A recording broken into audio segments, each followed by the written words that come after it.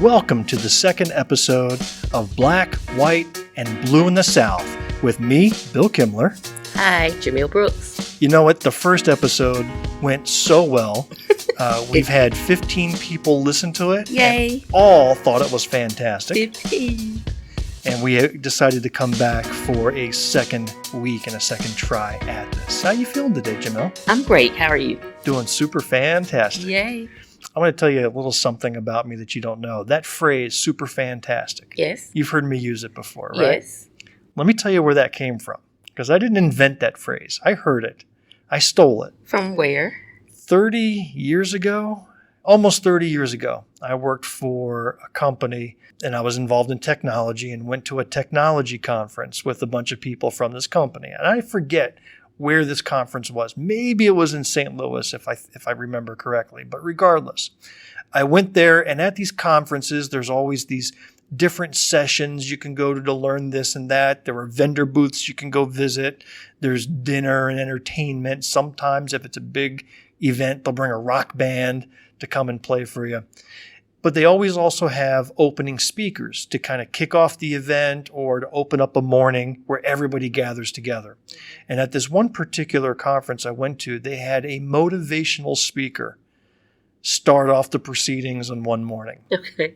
So there's hundreds of us sitting in chairs in this big room, and this guy gets up, and I remember very little about this guy. I don't know his name. I don't remember what he looks like. I just remember how ridiculous I thought he sounded as a motivational speaker. He had nothing to say except, cheerleading stuff. Woo-hoo, rah-rah, you can do this, practically lighting coals on the stage and walking across them barefoot, to show the power of positivity, that type of thing. Yeah. But one thing he said was, guess what? That word. Super fantastic. And you remember that. And he made the entire audience repeat it back to him because he says, if you say that word that way, you can't help but feel super fantastic. I kind of believe it. And of the whole conference, I don't even remember what the conference was about. The only thing I remembered was the phrase super fantastic. We're putting that on shirts. And that was after me spending the entire session making fun of this dude. That's going on a shirt for real. and it stuck with me. So that's how I'm feeling. And I hope you're feeling the same. Yes. Great. It's contagious. Well, this week we're going to do something different. We have brought some structure into our episode. We're going to start off with the news. Oh, yes. For up-to-the-minute reports, stay tuned to this station. Now the news.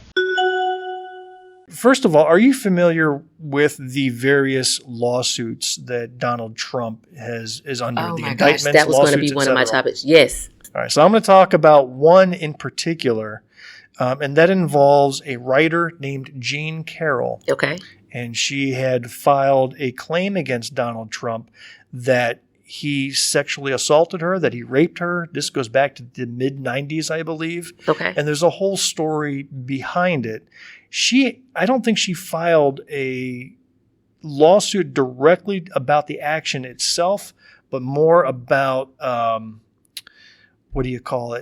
defamation. Oh, okay. Because Trump went on to the internet, his Truth Social or his Twitter, and just completely talked crap about her. Oh, wow. So she filed a lawsuit in New York City, Okay. saying that there was a defamation, that the stuff he was saying was false, was impugning her character. And the jury, that actually went to jury, came back and found him guilty. Okay. And assessed a $5 million fine, which is pocket change Okay. for a guy that can send out an email and raise $100 million, by snapping his fingers. Yes. But the jury's verdict was unanimous. The only thing that the jury failed to conclude was that Trump raped her using a very narrow definition of the law that defines rape in New York State. So New York State has a very specific definition of what entitles rape. The jury was not unanimous on that, but in terms of forcing himself upon her, assaulting her or otherwise, the jury found him guilty. Wow. Now, what I want to do is actually want to play a clip. There is a congressman from California. His name is Ted Lieu. Now, you have to forgive me if I pronounce it incorrectly, but he's Asian American, I believe, Chinese descent. But he served in American military. He's a veteran. He's a congressman. He is one of the brightest and funniest congressmen in this nation, and you'll be hearing his name in the future. But he addressed Congress recently, and I want to play the clip right now. On July 19th, 2023, federal judge Lewis Kaplan rejected Donald Trump's request for a new trial and confirmed that Donald Trump raped E. Jean Carroll.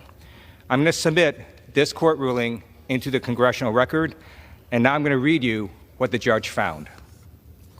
On page 43, the judge wrote, Ms. Carroll testified that the sexual assault, the rape, of which she accused Mr. Trump, involved especially painful, forced digital penetration. The judge further writes, the testimony of the outcry witnesses, Ms. Birnbach and Ms. Martin, corroborated the essence of Ms. Carroll's account of a violent, traumatic sexual assault. On page 44, the judge wrote, the jury's finding of sexual abuse therefore necessarily implies that it found that Mr. Trump forcibly penetrated her vagina. The judge further writes, in other words, that he raped her. I yield back. So what's your immediate reaction upon seeing that? I keep saying, I wish you could show my face. Utter frustration. I automatically went to what is New York's definition of rape? And then I'm wondering, how is it that this particular individual seems to be... Talking about the congressman? No, I'm actually specifically talking about Trump. I'm wondering, how is it that this individual can have so many things brought against him and still be on a ballot, heading towards a ballot? I can't get past the fact that this is what he was found guilty of. There are people who still proceed to dump millions of dollars into campaigns to support this individual doing what for us as a nation? What do you think about the congressman bringing that up in the House, being recorded, being broadcast, and using the graphic language that the judge used in his rulings? What do you feel about that? I think that's fine. I think that the people need to hear it. It needs to be brought up in Congress. The judge wrote it, so read it. I don't have any problems with him restating what has already been found. That at that point is fact. That is what has been written in a record. So read it. I thought it was brilliant just to get that as part of the congressional record. And so said I'm submitting it. And I thought, that gets typed up and it's there forever. And your name is associated with that. Now, there may be people who say it was inappropriate. He broke decorum. But then, last week there was a subcommittee, a House subcommittee that Marjorie Taylor Greene is on. And out of the blue, she whips out a poster that has a blown up picture of Hunter Biden's genitalia. Yeah. Do you remember that from the news? I do. And so I think any criticism of Representative Liu, reading it's from pointless. a judge's ruling is absolutely ridiculous. It's pointless. And I think that descriptions such as what was read in the House is necessary. Listen, if a congressman had to go up and read a statement like that about me, I would dig a hole so far in the ground and never come out. I would try to pull each one of the letters in my name from the alphabet. Like, I just would not. That's horrible.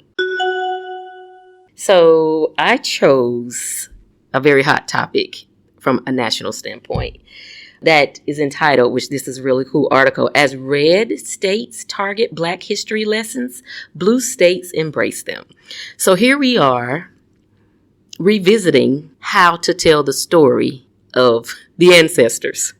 And what is being said in this particular piece is that in order to prevent further division, it is in the best interest, and I'm paraphrasing, that we do not tell the story of slavery and how African Americans were treated in a way that presents our Caucasian counterparts in a bad way. Where is this article from? This is the Washington Post.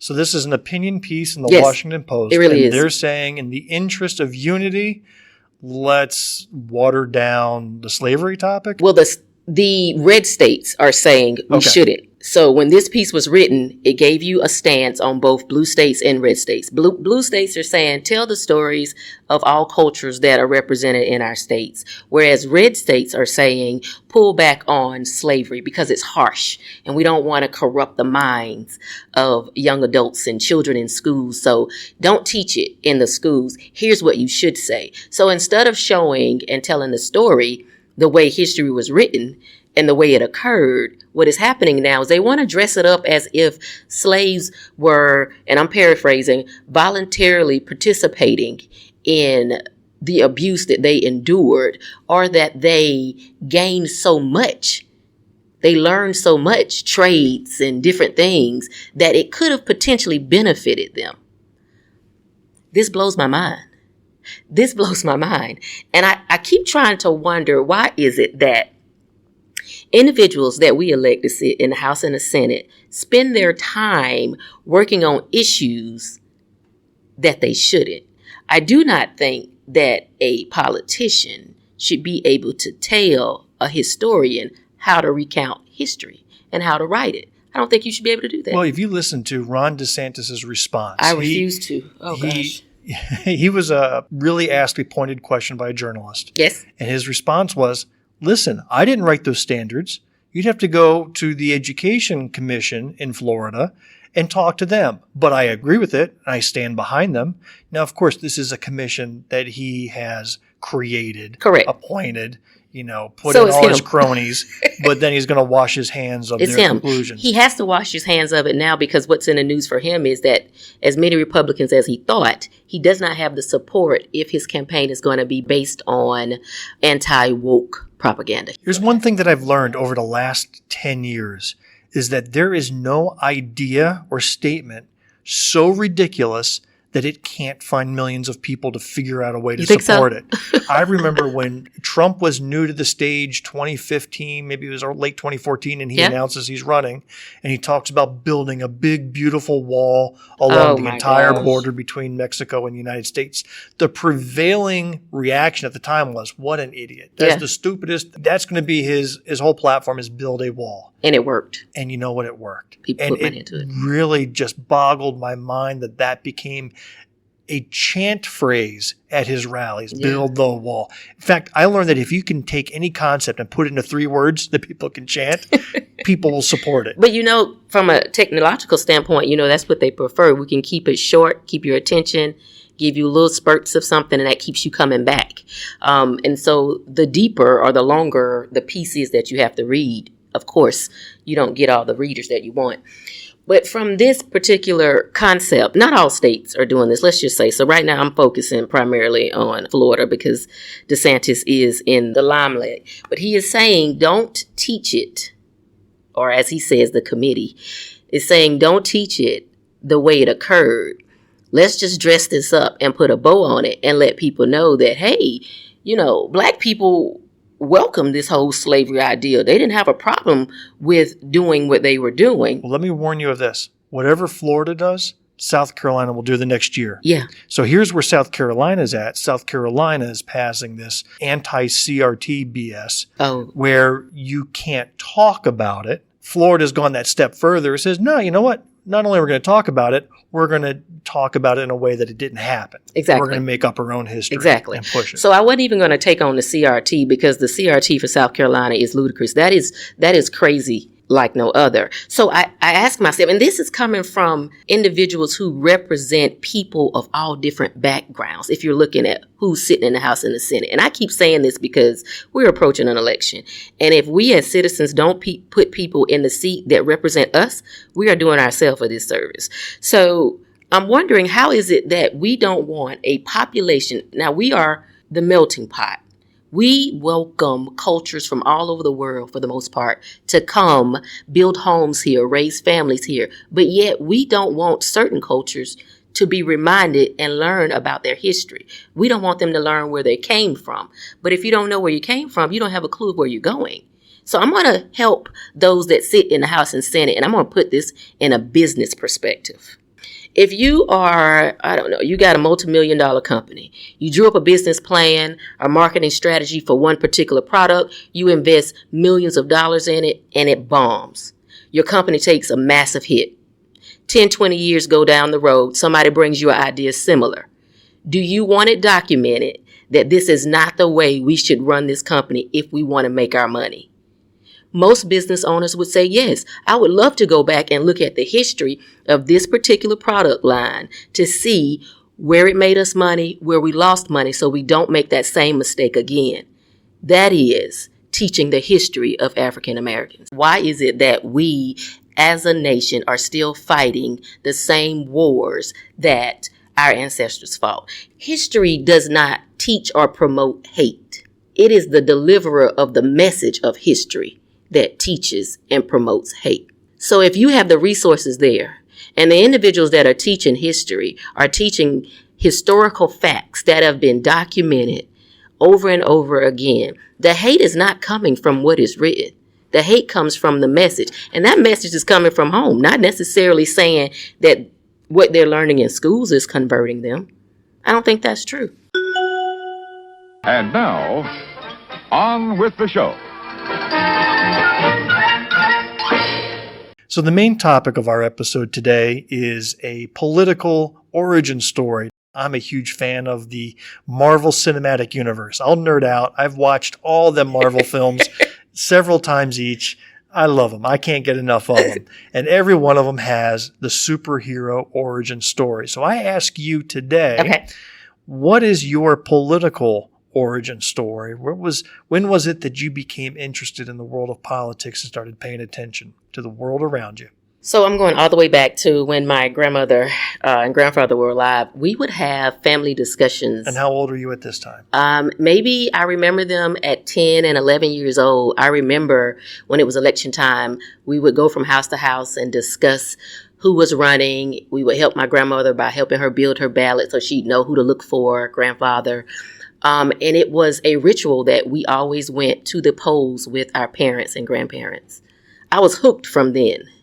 As I aged, I think what is, and even now to this point, what is causing me to, we'll say, catapult this far forward and being almost a political junkie is the fact that there is such a need for the middle class working citizens to not be forgotten.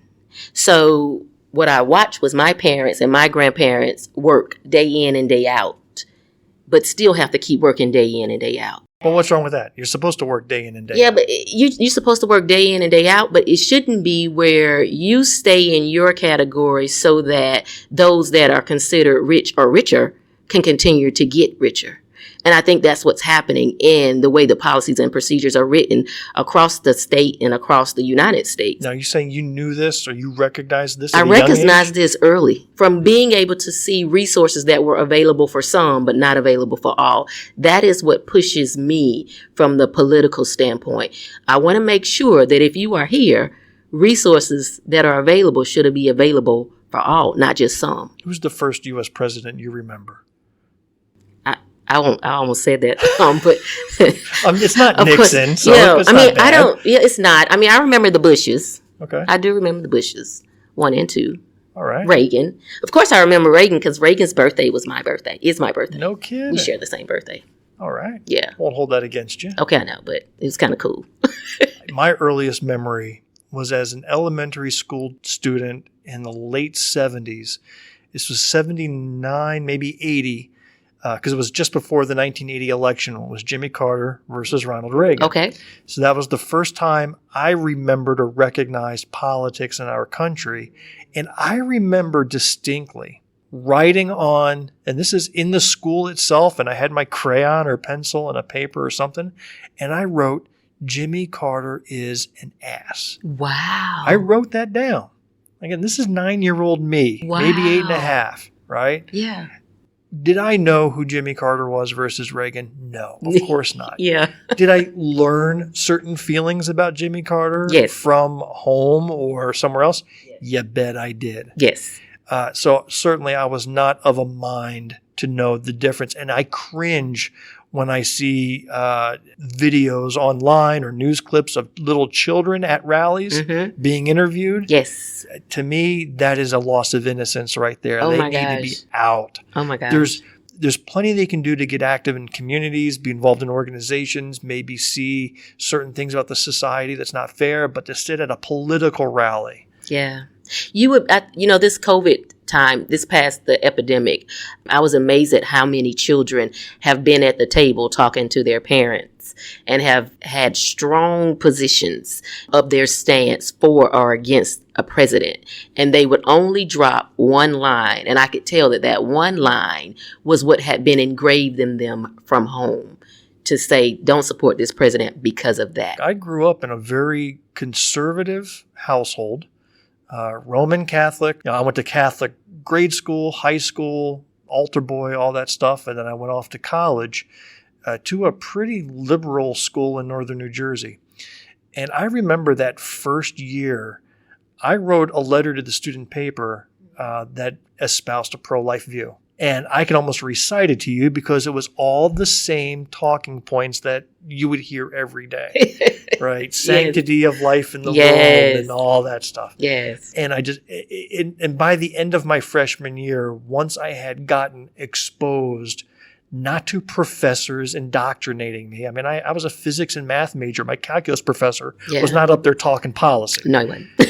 But talking to other students my age and their backgrounds and starting to get my eyes opened, did I change course pretty quickly in a couple of years. Yeah. So I'm not against having the family conversations, but I think there's a line that you have to draw when it comes to involving children. So yeah, when you're at the rallies and you're at these different things, I think that's a place that may be a bit much. But again, it's the messenger. And it's the message. So it's up to the parents what they do. Who was the first presidential election that you got involved in? Do you recall who you cast your very first vote for? Oh, I don't. But I know that as soon as I was able to vote, I was voting. I mean, because it was a rituals. It wasn't second guess. I think with the adolescent population that I talk to now, which I talk to frequently, they are somewhat removed from the importance or the value of that right. So they're not rushing to sign up to vote. But for us, my generation, it was, wait, I get to vote? Let me sign up now. And it was always a big thing. I had a more satirical view of politics. Or for most of my life, I did. Yeah. So I'll give this perfect example. My senior year of college was 1992. And that was during the Clinton-Bush election. But there was a third-party candidate.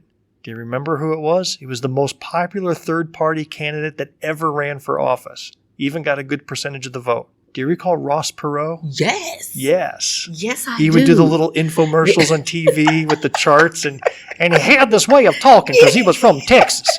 And he would flip this and talk about the great sucking sound Ross Perot, I do remember. Oh, he was just great. So he was kind of, and again, I viewed politics more as comedy. Okay. Back in my early 20s. Mm-hmm. One day there was a message that spread throughout my college campus that candidate Bill Clinton was coming to do a rally at our school. Now, it was a small school. Okay. 2,000-3,000 students at most, right? This wasn't a big university. But it was beautiful backdrop, beautiful setting, and within the afternoon, the whole place transformed, and Governor Bill Clinton showed up on campus. Wow. Gave a rally, and everybody was there cheering him on. Well, me and my buddies, we got cracking, and we wrote a huge sign that said Ross for Boss. Oh, my goodness. And as Clinton was speaking, we're in the back with this huge sign parading it up and down, again, as a joke, because Ross Perot was comical. He was the funny thing going on.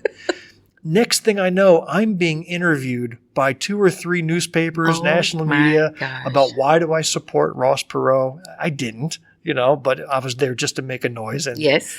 And I think most of politics is rabble-rousing sometimes. Yes. But fast forward a couple of months, I was asked to participate in a mock presidential debate. So this was maybe a couple of weeks before that November election. Okay. And they had the president of the Young Republicans stand in for Bush, the president of the Young Democrats stand in for Clinton.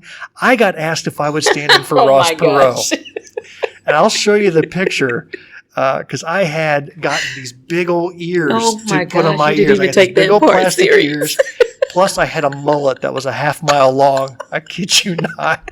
And I went up there and I did a spot-on Ross Perot accent. Oh, my gosh. I think I might even have a cassette tape of it somewhere. It was just perfect. But really, for the most part, and I voted in that election, and for the most part, that was the extent of my political involvement. I always voted on the presidential election cycles. I don't even think I knew there was an off-presidential cycle to vote in. Oh, wow.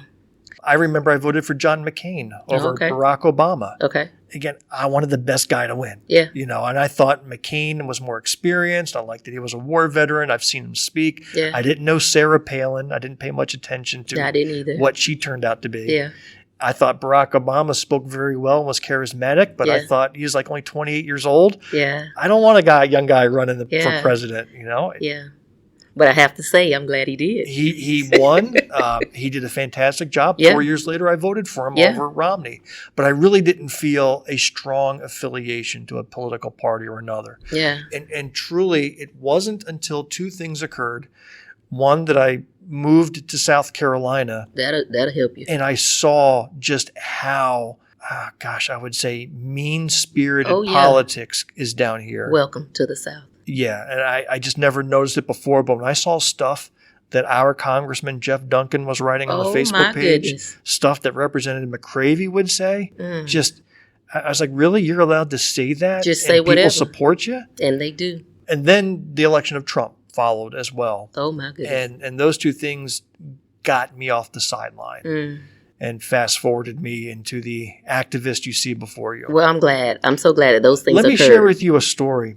I'll tell you, there was actually a news article that got me involved. Oh. This was my trigger point. So you talk about, the Hulk getting his gamma radiation or Batman, with his parents getting murdered, and that's all their origin story. This is my origin story. It goes back to the first month of Trump being the president of this country. Okay. Now, I thought he was a nut job. From the very beginning. I also thought that once he was elected, that the weight of the office would settle in, that he would surround himself with serious people, and he would be just like a Bush or a Reagan or whatever and just do his thing. I didn't see that happen. And no, maybe it was me being naive. But everything went off the rails. And what triggered me to get involved and off the sidelines was the Muslim travel ban from January 2017. And there was specifically a news article that hit home. The headline was Clemson grad detained at Dubai airport, not allowed to return to the United States. So this is a story of Clemson University graduate student Nazanin Zinouri. Again, forgive the mispronunciation, but she was Iranian, I believe. And she had gone to visit family in Iran that winter. She was on a break. She was a data scientist, which was what I was studying at the time, which is probably why this story is what we value resonated. Here. She went off to visit, and then as she was boarding the plane to come back, that ban had been enacted. She was forced off the plane and not allowed to return to the United States for months. She's posting on Facebook. Here was her quote. "After waiting in the line to get my documents checked, and after 40 minutes of questions and answers, I boarded the plane to Washington, only to have 2 TSA officers getting in and ask me to disembark the plane. Yes, after almost 7 years of living in the United States, I got deported." Now, she had, all her belongings back in the United States, her dog, her puppy back in the United States. And now there was this invisible barrier that says, no, you can't come back. We don't care who you are. And for months, she was trapped overseas in a land that, wasn't hers. She was American. Yeah. But because of her immigration status and the fact that she was Muslim, and it really hit hard for me that the government has power to disrupt lives like nobody's business. Now, I will admit, this is where my white privilege came in, that it took me until my mid-40s to freaking figure that out. And I know some people have been living with that knowledge their entire lives. So I have made it a mission to get to learn those stories, learn what the government is capable of. Yes. And when they overstep their bounds, fight it in all the means that I have at my disposal. I appreciate that. That happens so much. I don't know. That's a touchy topic in terms of how could you have someone who has invested and given 7 years and then you say, no, you stay over there. I mean, eventually she was able to make it back. But imagine what she Many went days through. later. And her dog was waiting for her at the airport. And when I saw, her coming down the escalator and the dog rushing up to her aisle, I just bawled. Yeah. I was like, I can't believe this occurred. And the first thing I did was ping Congressman Jeff Duncan, asked if he was aware of it. He didn't care. Yeah. He was a pure Trump sock wearing Trump supporter. And for anyone who is what you just described, that is out of pure fear and not out of what was out of fear? The policy? The hatred that's associated with it. The ability to not even be concerned that those policies are having such a strong negative impact on a certain group of people. That in itself is that white privilege. And see, I think when situations like that happen, I'm going to say something that may make a couple people grab their pearls. What I have found is that when other cultures migrate to the United States, the darker that culture's, the more melanin they have in their skin, the more they face setbacks that should not be there. Not genuine setbacks. It's not as smooth of a transition as it is for, my white brothers and sisters. It is not. It's not as smooth a transition. And whenever we go to talk about that as members of the Black community, you automatically get hit with, we are trying to preach like a woke type of state. Let me just pause and say, Governor McMaster's did a commercial that mentioned woke in a paid for commercial. And I don't know who was on his crew that did not tell him to throw that one in the trash. That, when you say represent yourself a little bit better, that was a poor style commercial. But anyway, I think that those individuals are so full of hate that they don't care how they get it out as long as they get it out. Well, with that, we need to call an end to our episode. I thank you very much for staying with us during this time, Jumelle. It was good chatting with you again. Thank you. Good chatting with you. I'm not going to do it. Bill's waiting on me to do our ending music, but it's not happening. I've got it recorded, so it doesn't matter if you do it or not. There's a thing called cut and paste. Have you heard of it? I'm going to get paid off of that. Oh, you want royalties now. Okay, you're welcome to half the income I make off this podcast. 0. That's it. Right down the middle. You can have the top half of the 0. I'll take the bottom half. That's what a partnership does. I appreciate it. Until next time, this is Bill. See ya.